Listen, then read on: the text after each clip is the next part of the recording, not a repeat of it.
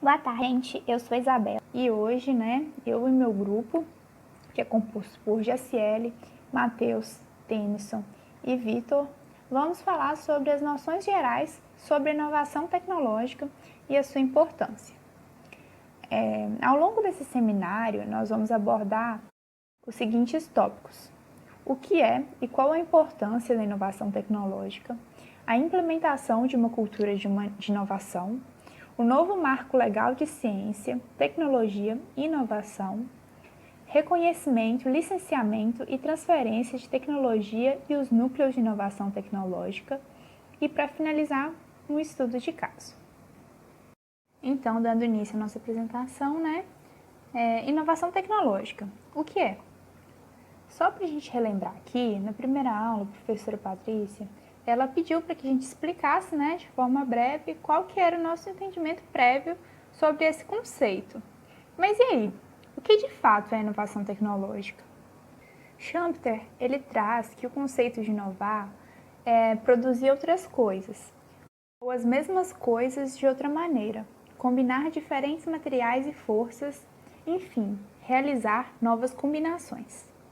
Então, tendo isso como base, as inovações tecnológicas, elas podem ser entendidas como a introdução de produtos, serviços ou processos produtivos tecnológicos novos e também como melhorias significativas em produtos e processos já existentes. Dito isso, as inovações tecnológicas, elas vão poder ser de dois tipos: as incrementais ou as radicais. As inovações tecnológicas incrementais, elas vão poder ser entendidas como aperfeiçoamentos contínuos e graduais de produtos, serviços ou então dos processos, desses processos já existentes. E assim, esse tipo de inovação tecnológica, ela corresponde à maior parte das inovações que são geradas. Ela tem uma importância principalmente para o mercado, porque esse tipo de inovação ele é mais fácil de ser gerado, E aí, nesse sentido, vão preencher continuamente esse processo de mudança do mercado. Como exemplo, das inovações incrementais, a gente vai ter as baterias com maior duração, os televisores com imagens cada vez mais nítidas, novas substâncias combinadas a remédios. Já as inovações radicais, elas vão dizer respeito à introdução de produtos e serviços ou processos que vão ser totalmente novos no mercado. E esses processos ou produtos, eles vão estar fortemente relacionados com as atividades de pesquisa e desenvolvimento, Então, nessa categoria, nós vamos ter como, por exemplo, os telefones celulares, a motorização elétrica em automóveis, a imagem digital, que é utilizada nas câmeras. Outra questão importante, é a diferença entre invenção e inovação. A invenção, ela vai representar uma ideia, um esboço, ou mesmo um modelo, para um novo dispositivo, produto, serviço, processo ou então sistema. A invenção, ela não necessariamente vai se transformar numa inovação. A inovação, ela vai se concretizar quando ocorrerem transações comerciais que vão envolver essa inovação. Ou seja, uma invenção ela vai envolver a concepção de uma ideia, enquanto a inovação, o uso dessa ideia ou dessa invenção direcionada para a economia, introduzida no mercado. Para finalizar essa primeira parte, que é a introdução, a gente vai apresentar aqui agora o contexto histórico para a criação da Lei de Inovação no Brasil. A necessidade de estimular a inovação favoreceu a criação de uma legislação brasileira, que teve como inspiração outras normas que já estavam no cenário internacional. E nesse sentido, a gente pode citar aqui de vermelho, que é a Lei de Inovação do Reino Unido, que foi em 1948, aqui de lado, na legenda, vocês podem até ver o nome dessa lei de inovação. Aqui de verde, a lei de inovação dos Estados Unidos, que foi em 1980. Lembrando que aqui no caso dos Estados Unidos, a gente vai ter duas leis, De azul, a Lei de Inovação da Alemanha, que foi posta em 1996. De rosa, a Lei de Inovação do Japão, em 1998. E de laranja, a Lei de Inovação na França, em 1999. Daí então, né, após essa lei francesa, o senador Roberto Freire, ele apresentou o projeto de lei lá em 2000, nos anos 2000, né? E após transitar pela Comissão de Constituição, de Justiça Comissão de Constituição, Justiça e Cidadania, ela foi arquivada por despacho da própria presidência em 2003, né? E em substituição desse projeto, o Poder Executivo ele enviou um projeto que é o projeto original, a lei atual de março de 2004, né? Lembrando que essa lei teve modificações. Mas ele falava, né, da urgência na análise desse projeto. E então, após algumas modificações, finalmente, em dezembro de 2004, o projeto ele foi aprovado pela mesa diretora da Câmara. Vale ressaltar que, como a Lei de Inovação Tecnológica ela já foi muito bem abordada na última aula síncrona, né, que foi ministrada pela professora Patrícia, para não ficar repetitivo, nós achamos que seria mais relevante falar sobre o novo marco legal da ciência, tecnologia e inovação, que vai trazer algumas modificações nessa lei, né, que foi anteriormente citada. Assim, diante do que foi inicialmente exposto e do que vocês ainda verão, né, ao longo dessa nossa apresentação, é possível notar a importância dessas inovações tecnológicas, né? A economia mundial, ela gira cada vez mais em torno do avanço da inovação, para que essas possam auxiliar, né, como novas ferramentas, modelos e processos no aumento da produtividade e da competitividade dos setores econômicos. E assim, diante da diversidade que caracteriza a produção no Brasil, é necessário, né, que por meio de estudos seja feita a identificação das melhores soluções e das novas interações com a inovação tecnológica que proporcionem um maior desenvolvimento tecnológico nacional, né? E isso não vai refletir só no âmbito econômico, mas também no bem-estar social. Então, eu passo a palavra para que o restante do grupo dê continuidade à nossa apresentação. Boa tarde, gente. Meu nome é Matheus. Agora eu vou falar sobre a implementação de uma cultura de inovação. Bem, a inovação ela vem ganhando espaço à medida que a competitividade leva as organizações a apresentarem diferenciais competitivos entre elas.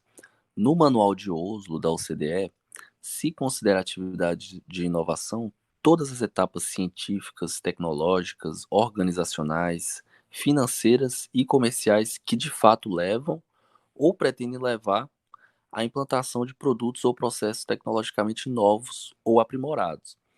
Algumas delas podem ser inovadoras por si mesmas, outras, embora não sejam novidades, são necessárias para a implantação da inovação. Já a legislação brasileira, na Lei 10.973 de 2004, ela define inovação como a introdução de novidade ou aperfeiçoamento no ambiente produtivo ou social que resulte em novos produtos, processos ou serviços. Então, as instituições de ensino têm implementado núcleos específicos para a elaboração de ações e desenvolvimento de atividades voltadas para a inovação, por meio de projetos de pesquisa e extensão. Essas atividades são desenvolvidas nos institutos de ciência e tecnologia sob a supervisão do NIT, que é o Núcleo de Inovação Tecnológica, que, dentre outras funções, tem o objetivo de desenvolver a cultura de inovação, empreendedorismo e transferência de tecnologia para a sociedade.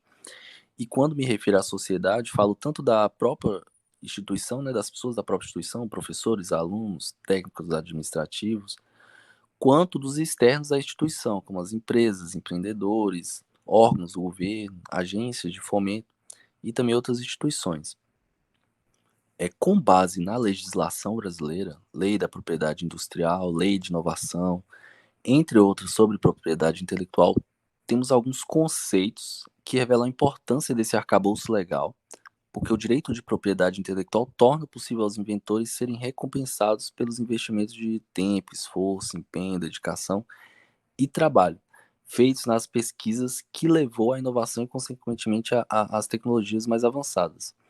A propriedade intelectual é um instrumento importante na difusão do conhecimento e para sua transformação em benefícios sociais.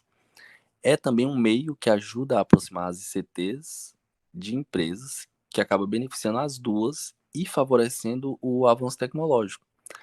A propriedade intelectual das ICTs públicas é parte do seu capital intelectual, um bem público de domínio nacional, que pertence à pessoa jurídica de direito público interno, ou seja, uma autarquia de regime especial vinculado ao Ministério da Educação.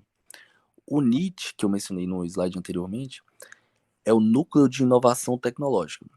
Ele tem entre suas atribuições, por exemplo, ser consultado nos contratos e convênios que envolvem inovação, transferência de resultado de pesquisa, ciência e tecnologia, contratos de prestação de serviços nas atividades voltadas à inovação e à pesquisa científica e tecnológica, contratos e convênios para compartilhar ou utilizar laboratórios da instituição. Enfim, o NIT tem uma série de atribuições nas instituições. O entendimento desse papel no NIT, inclusive, nesse contexto, passa pela compreensão das principais etapas das atividades de ensino, de pesquisa e extensão realizadas no âmbito da instituição. Eu vou passar um vídeo rapidinho de 3 minutinhos com a coordenadora do NIT da Universidade Federal do Ceará, para vocês terem uma ideia das atribuições do NIT na prática na instituição federal, né? É a Ana Carolina Ferreira. Olá, eu me chamo Ana Carolina Matos, sou coordenadora da UFC Inova. É o nosso núcleo de inovação tecnológica na UFC, Universidade Federal do Ceará. Estou aqui hoje para falar das competências desse núcleo de inovação, que é colocado como o órgão que vai gerenciar a política de inovação de um ICT. O que faz esse núcleo de inovação tecnológica? A lei, lá em 2004, já nos trouxe pelo menos 6 competências à época, que passavam basicamente por situações de gerenciamento de ativos, ou seja, de proteções intelectuais, das nossas criações intelectuais enquanto universidade, junto aos seus órgãos de proteção. Então, seria aquele lugar meio cartorário em que o pesquisador, criador da universidade, poderia chegar e ter ali seus ativos protegidos. Além de zelar por essa política de inovação, a gente avalia, classifica esses resultados de pesquisas, né, opina a conveniência e a oportunidade de realmente proteger, a gente que vai definir ali o que é que vai ser protegido, de que forma, qual é a possibilidade disso acontecer ou não, né? Há núcleos de inovação tecnológica que redigem as patentes, o nosso não faz isso, ele auxilia o pesquisador a fazer isso, né, nas buscas de anterioridade. Então, é esse local em que o pesquisador vai. Até o próprio pesquisador independente pode nos buscar também, enquanto NIT, para conseguir proteger os seus ativos. E aí, acompanhamento e o processamento desses pedidos, assim como a manutenção disso, também é feita pelo NIT. Então, a gente passa todos aqueles anos até uma carta patente, por exemplo, ser colocada pelo INPI, né, ser homologada pelo INPI, a gente passa ali pelo menos, como a gente aconteceu agora, 7 anos protegendo, fazendo a manutenção daquele ativo para que ele realmente tenha a sua carta patente feita no final do processo. Então, mas em 2016, com o Marco Legal de Ciência e Tecnologia, a gente ganhou 4 competências muito mais voltadas para a parte externa da universidade. O que é? Esse NIT que olha muito mais para acompanhamento com empresas, esse NIT que faz prospecção tecnológica e de inteligência competitiva para apoiar a universidade, orientando nas suas ações de inovação. Esse NIT que vai acompanhar essas empresas também para negociar e gerir as transferências de tecnologia, transferências de know-how, transferências de inovação como um todo geradas pelo ICT, aquelas que a gente protege ou não. A gente vai tirar isso da universidade e colocar para fora para ver o impacto realmente social das nossas criações. E também desenvolver esses estudos e estratégias de como acontecer essa tríplice hélice, como acontecer um governo, uma academia, as empresas trabalhando de forma uníssona aqui, trabalhando juntos, para que a gente realmente desenvolva inovação. Então, o NIT ele deixou de ser um ambiente cartorário, agora nós somos 10 em competências, e a gente consegue realmente gerenciar essa política de inovação, não só protegendo, mas também transferindo e levando o conhecimento que a universidade tem, todo o brilho que a universidade tem em termos de conhecimento para, de fato, ser materializada fora e causar um impacto social, tá? Eu agradeço pelo... Eu acho que com o vídeo deu para ter uma ideia melhor assim, na prática, como funciona o papel do NIT. Lidar com os direitos de propriedade intelectual não é uma tarefa trivial. E esse é o motivo porque toda empresa ou instituição deveria dispor de um setor especializado nesse quesito para possibilitar que seja otimizado a preservação e até mesmo zelar melhor seu patrimônio. Mas há falta de conhecimento acerca de propriedade intelectual nas instituições, inclusive por isso é importante que componentes como esse sejam ofertados. E o desconhecimento em relação à propriedade intelectual nas ICTs criam alguns problemas. Uma delas é a falta de proteção das criações realizadas nas instituições, que poderiam ser transferidas para a sociedade, mas muitas vezes não são e ficam restritas ao ambiente das ICTs. Então há uma necessidade de investimento em capacitação nas ICTs, principalmente públicas, né, as federais, estaduais, sobre o tema propriedade intelectual, para formar essa massa crítica que seja capaz de auxiliar os gestores dos institutos de ciência e tecnologia na tomada de decisões para a proteção dos ativos considerados intangíveis. Boa noite, meu nome é Vitor Belluting, eu sou aluno do segundo quadrimestre, bacharelado interdisciplinar em Ciência da UFSB, e irei apresentar minha parte nesse seminário de trabalho de componente de propriedade intelectual da professora Patrícia, e irei falar sobre o novo Marco Legal de Ciência, Tecnologia e Inovação. O que é o novo Marco Legal de Ciência, Tecnologia e Inovação? O novo Marco Legal visa criar um ambiente mais favorável à pesquisa, desenvolvimento e inovação nas universidades, nos institutos públicos e nas empresas, através da alteração de 9 leis. Lei de Inovação, Lei das Fundações de Apoio, Lei de Licitações, Regime Diferenciado de Contratações Públicas, Lei do Magistério Federal, Lei do Estrangeiro, Lei de Importações de Bens para a Pesquisa, Lei de Isenções de Importação e Lei das Contratações Temporárias. Quais são os princípios do novo Marco Legal de Ciência, Tecnologia e Inovação? O estímulo à atividade de inovação nas empresas e nas instituições de ciência e tecnologia, os ICTs. A promoção das atividades científicas e tecnológicas como estratégicas para o desenvolvimento econômico e social. A promoção da cooperação e interação entre os entes públicos, entre os setores público e privado e entre empresas. A simplificação de procedimentos para a gestão de projetos de ciência, tecnologia e inovação e adoção de controle por resultados em sua avaliação. Quais são os tipos de entidades beneficiadas pelo novo marco legal?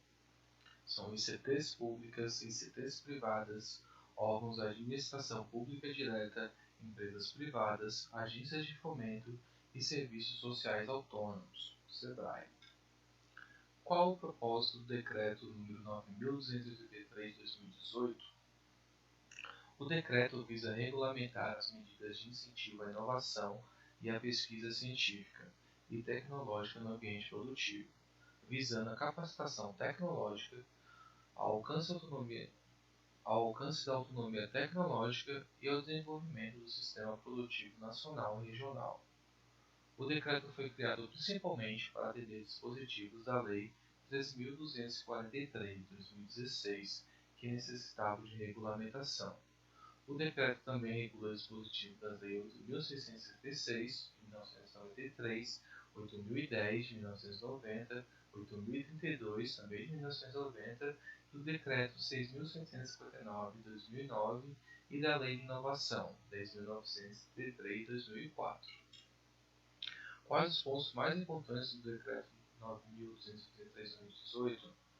São estímulos à constituição de alianças estratégicas e o desenvolvimento de projetos de cooperação que envolvam empresas, instituições de ciência e tecnologia e entidades privadas sem fins lucrativos.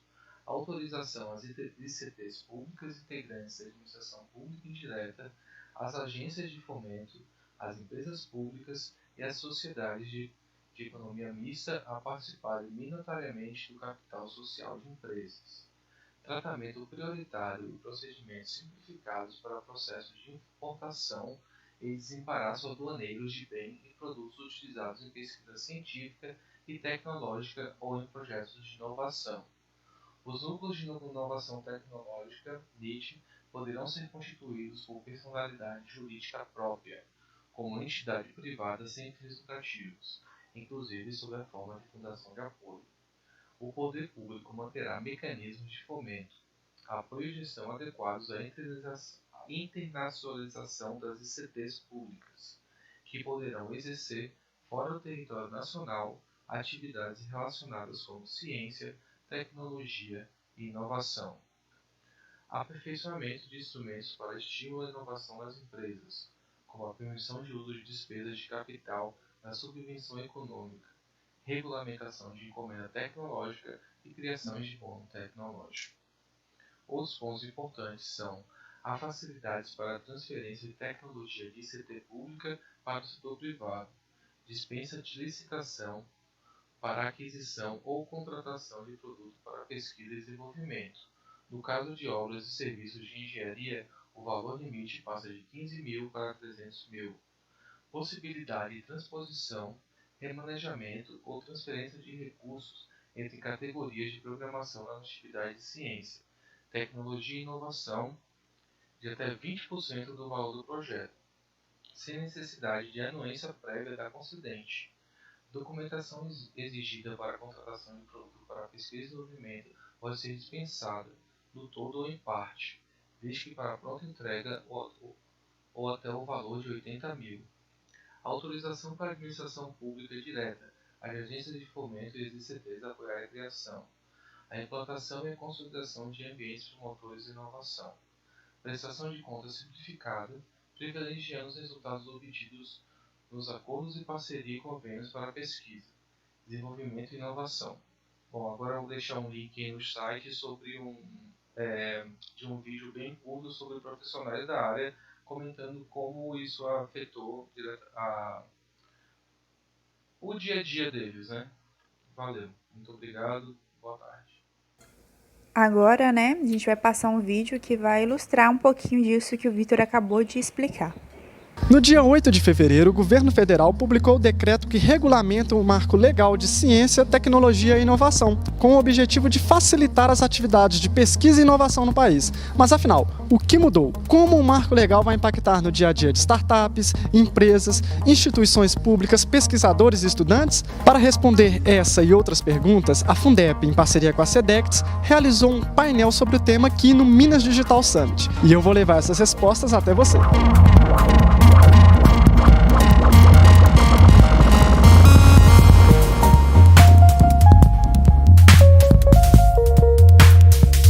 Muita coisa que mudou. Dentro da lei de inovação, por exemplo, mudou muita coisa no sentido de trazer aplicabilidade a instrumentos que antes já existiam, mas que acabavam não funcionando, como por exemplo o instrumento da encomenda tecnológica, né? Uma coisa importante, muito utilizada para alavancar soluções em áreas estratégicas de interesse do governo ou da iniciativa privada, mas aumentar mesmo na iniciativa privada a competitividade das empresas, que no Brasil, da forma como estava implementada na lei, não funcionava direito. Como pesquisador, ele facilita a minha vida desde o início da pesquisa, nos processos de compra, de importação, nos processos de licitação. Então, tudo que vem para a pesquisa, eu consigo comprar agora com mais facilidade, com menos burocracia. Mas isso afeta a inovação muito lá no princípio, né? Eu acho que depois disso, a gente começa a ter outros impactos mais importantes para a inovação. Então, tudo aquilo que vem da parte de patente e licenciamento, o marco legal abre algumas possibilidades importantes aí. Do ponto de vista jurídico, a gente vai ter mais segurança em razão dos instrumentos, que vai facilitar a prestação de contas, porque esse realmente hoje é um calcanhar de Aquiles para as fundações de apoio que são nossos parceiros, para o pesquisador, para o próprio bolsista, porque se der algum problema na prestação de contas, eles são bloqueados, eles ficam inadimplentes. Então, do ponto de vista jurídico, é um grande facilitador. Para as universidades, o que o marco faz? Ele reforça o papel da universidade de ser um agente que vai contribuir com o avanço do Sistema Nacional de Inovação. E ele não só legitima a parceria e a aproximação da universidade com o setor empresarial, como ele ele diz que é necessário, né, essa parceria para que haja avanço nesse setor no Brasil. Então, do ponto de vista das pesquisas que são desenvolvidas, as competências da universidade, como conectar essas competências com as demandas da sociedade e do mercado. Então, o marco busca essa aproximação para que a universidade consiga contribuir com o que ela tem de melhor, que é a parte do conhecimento. O professor se relacionar com a empresa, o marco legal, ele agora explicita, de uma maneira clara, ele fala, o professor pode dedicar até 8 horas da sua semana para projetos envolvendo indústria. Ele abre, inclusive, a possibilidade da indústria ocupar um espaço do laboratório da universidade. É claro, se essa ocupação fizer sentido em termos de pesquisa, ciência e tecnologia. Então são pequenas coisas que até hoje têm representado muitos entraves aí para a gente que quer levar a tecnologia para o mercado. E no final das contas o que a gente quer é gerar riqueza, gerar empregos e fazer o Brasil um país mais desenvolvido, né? Primeiramente, boa tarde a todos. Meu nome é Tennyson e nessa parte do trabalho eu fiquei responsável por apresentar o reconhecimento, o licenciamento e a transferência de tecnologias e os núcleos de inovação tecnológicas, os NITs. Bom, nessa parte do trabalho eu escolhi dividir em basicamente 4 tópicos que eu considerei as partes mais importantes do conteúdo no momento que eu estava estudando, né? Sendo o primeiro o tópico de transferência de tecnologia, que basicamente se trata de entender, né, o que esse termo significa, né, e como isso pode atuar tanto no desenvolvimento de novas tecnologias, né, quanto no impulsionamento dos negócios que envolve esse tipo de propriedade, né, no caso, propriedade intelectual. O segundo tópico é o que é o contrato de licenciamento, né? Ou seja, como funciona um contrato de licenciamento. O terceiro tópico é o contrato de cessão, né? O que significa uma pessoa fazer um contrato de cessão sobre uma marca ou sobre uma propriedade, né? E, por fim, os núcleos de inovação tecnológicas, né? Onde a gente basicamente vai falar a sua importância e as principais competências envolvidas. Bom, começando, né, pela transferência de tecnologia. Bom, a transferência de tecnologia, de modo geral, né, se refere ao repasse do conhecimento científico e tecnológico gerado, no caso, por exemplo, num centro de pesquisa, né, ou numa universidade, sendo que o termo, né, tecnologia pode significar tanto um produto, né, como um processo tecnológico, uma patente, por exemplo, um software ou até mesmo um relatório de pesquisa, né, que possa ser do interesse de alguma indústria, algum negócio específico que entenda algum lucro desse tipo de pesquisa, por exemplo. Bom, a transferência tecnológica é basicamente uma maneira da empresa internalizar uma inovação tecnológica em um processo produtivo, por exemplo.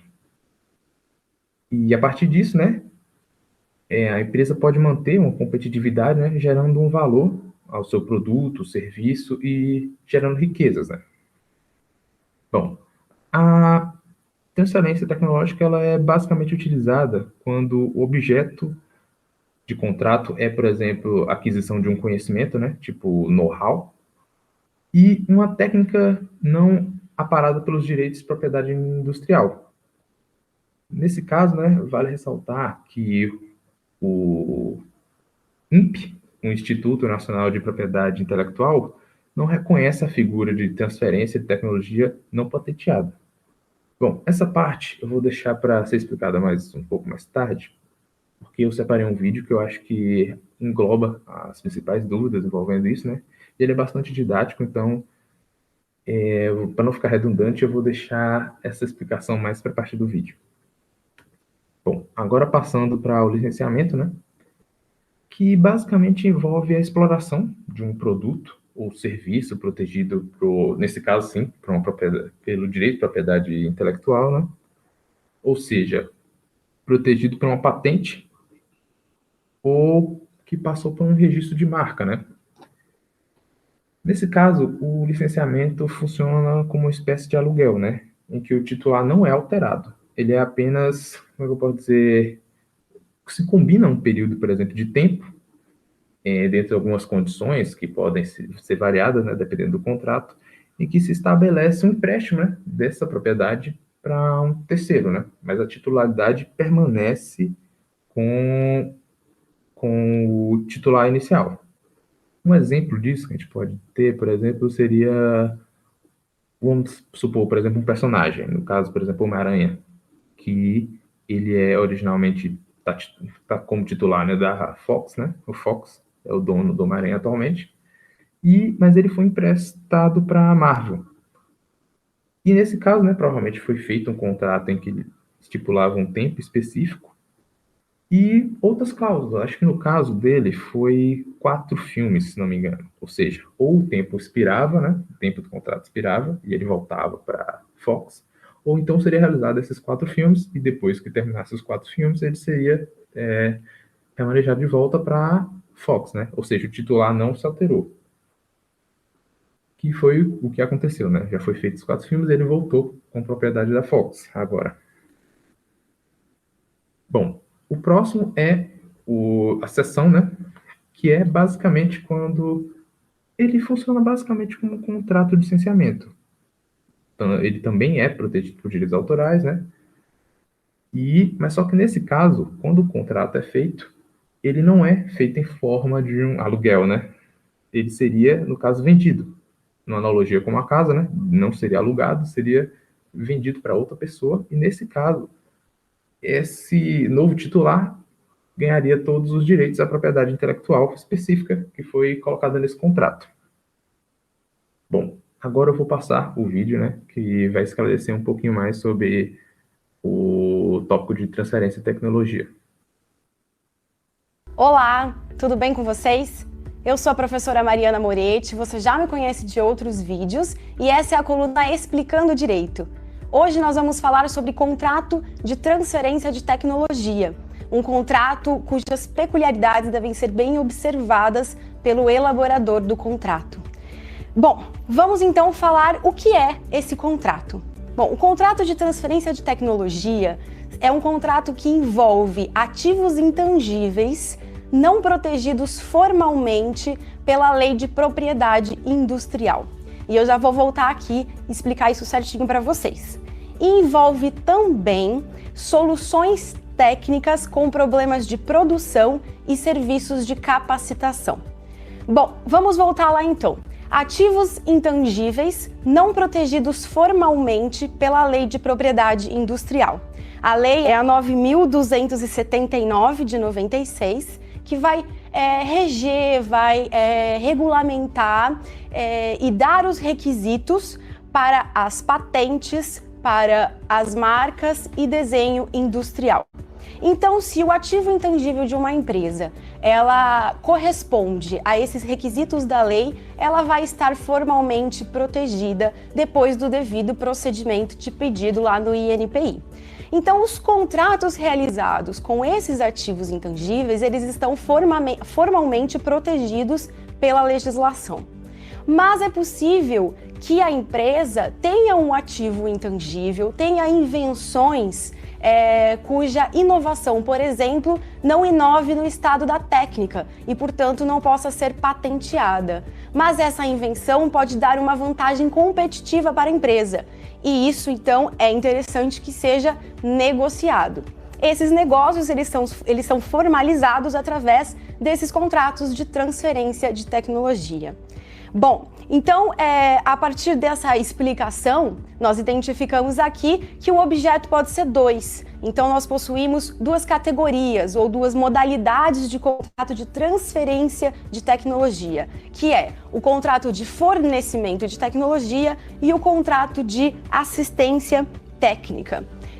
A primeira categoria, o contrato de fornecimento de tecnologia, é justamente o contrato que vai regular uma relação jurídica entre contratante e contratado de um ativo intangível não protegido pela propriedade industrial. Aqui são os contratos geralmente chamados de know-how e segredo industrial. A segunda categoria, que é o contrato de serviço de assistência técnica, busca soluções para problemas com produção e capacitação de serviços, ok? Então, eu vou esmiuçar um pouquinho mais esses objetos para vocês. O primeiro objeto, que envolve a categoria de ativos intangíveis não protegidos pela lei de propriedade industrial, chamados de know-how, eles estão relacionados, na verdade, ao conhecimento que pode ser descrito como informação e técnicas destinadas à fabricação e à comercialização de produtos e serviços. Esse conhecimento, geralmente, ele pode ser codificado, ele pode se apresentar em manuais, em relatórios, em desenhos, e é isso que vai ser negociado no contrato de transferência de tecnologia, nesse caso, fornecimento de tecnologia. E a segunda categoria, que é o contrato de serviço de assistência técnica, que envolve soluções técnicas, serviços de capacitação que vão ser repassados para o contratante.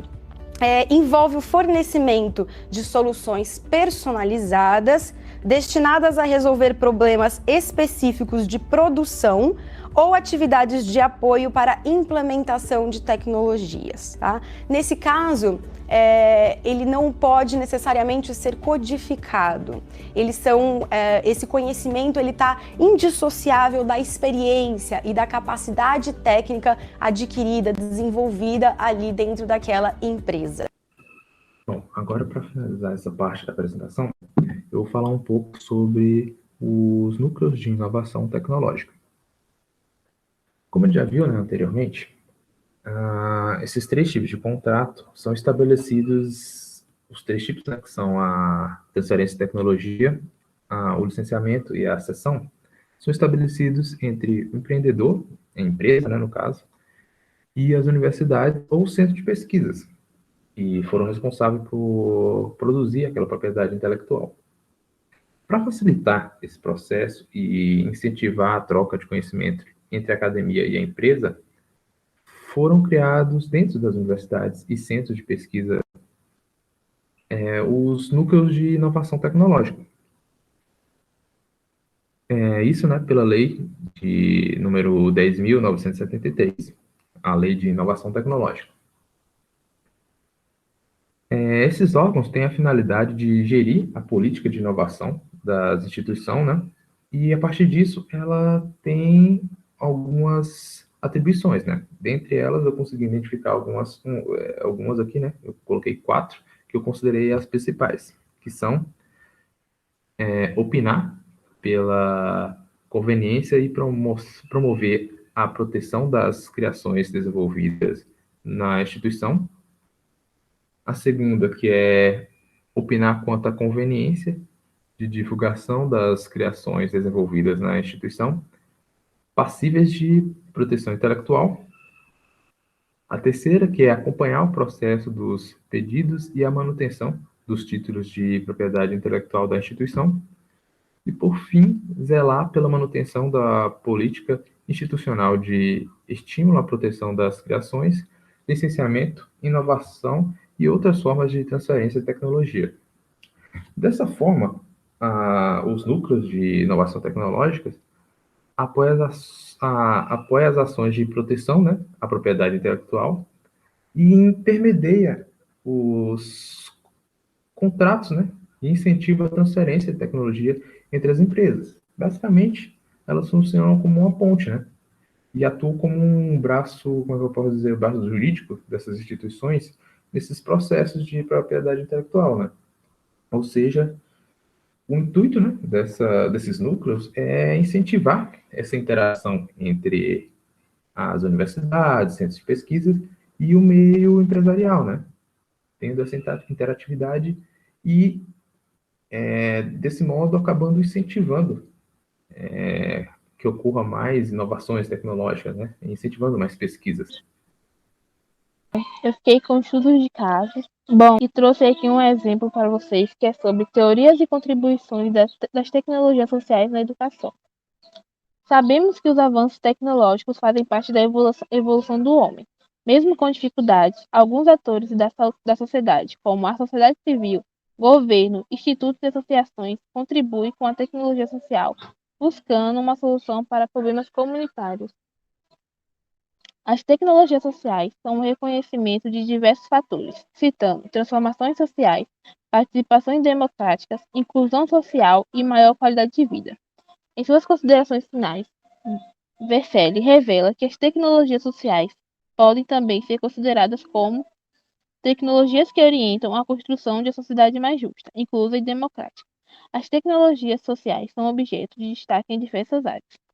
Em novembro de 2016, o Portal Brasil, somente para fins ilustrativos, publicou que a tecnologia de armazenamento de água por meio de cisterna, que comportam 16 mil litros de água por cada unidade de tecnologia, possibilitou um baixo custo e um alto benefício.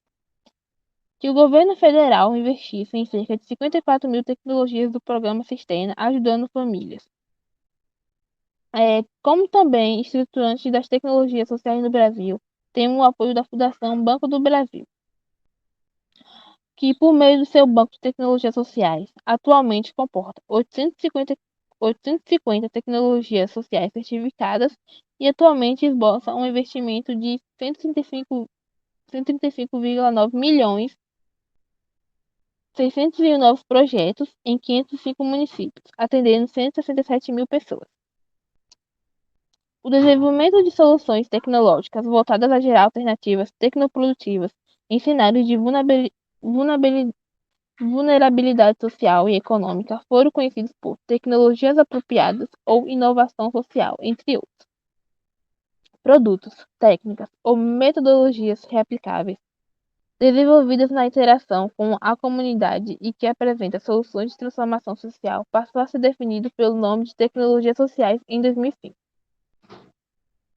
Conforme a rede de tecnologia social, as tecnologias têm por finalidade reunir, organizar, articular e integrar um conjunto de instituições com o propósito de contribuir a fim de desenvolver a sustentabilidade mediante a difusão e reaplicação em escala tecnológica social.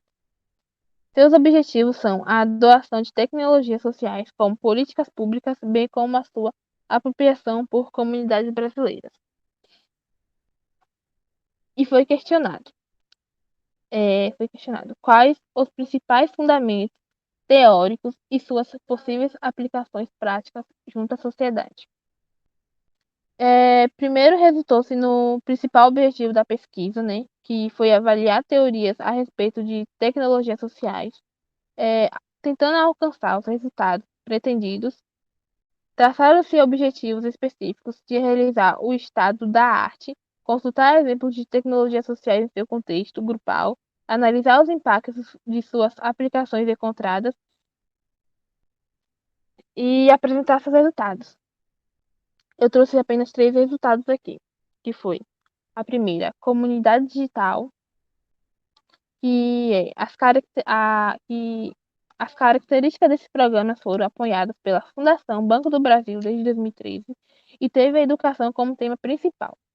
O objetivo geral da entidade é oferecer apoio à inclusão digital em áreas rurais ou urbanas menos favorecidas.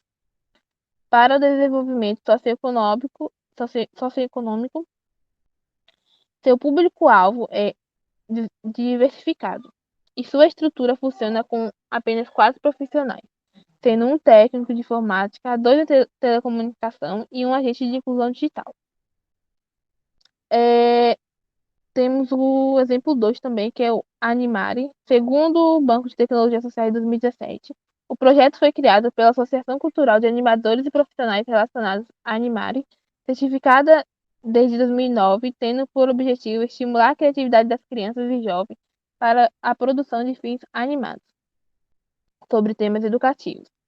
Seu público-alvo é representado por crianças, adolescentes e adultos, professores e alunos. Como recursos materiais, as oficinas utilizaram um notebook, uma mesa digitalizadora e 8 a 12 mesas de luz para desenhos animados. O terceiro caso é a Audioteca Sal e Luz. que, conforme o Banco de Tecnologia Social em 2017, a entidade é empreendida pela Instituição Evangélica de Assistência Social e Cultural, no Rio de Janeiro. A Audioteca Sal e Luz é um projeto que grava e empresta livros falados a pessoas cegas ou com deficiência visual, de forma gratuita em todo o território nacional. Todas as gravações dos livros são feitas por voluntários. O projeto foi constituído a partir de pesquisas iniciadas em 1986, junto aos portadores de deficiência visual do Rio de Janeiro, a fim de avaliar serviços educacionais e de lazer disponível para esse grupo. O objetivo principal era proporcionar recursos e meios de inclusão às pessoas cegas ou deficientes visuais para a obtenção de uma vida com mais qualidade por meio da educação, profissionalização, capacitação e entretenimento. E aqui são os resultados finais, considerações finais, né? Que toda tecnologia vem do resultado de um esforço humano e que, por a princípio, objetiva atender a seres sociais. Não importando a ferramenta que a comunidade utilize, o objetivo central para o sucesso de todas elas foram frutos de interação e o rompimento de suas barreiras culturais, as quais foram elementos de transformação e desenvolvimento, para que os grupos sociais emergem ou se mantenham em seus níveis de crescimento. Suas culturas sociais devem acompanhar outras inovações tecnológicas. E aqui nós temos as referências utilizadas para a realização desse seminário. O grupo agradece a todo mundo que ficou até aqui, né, para assistir a nossa apresentação.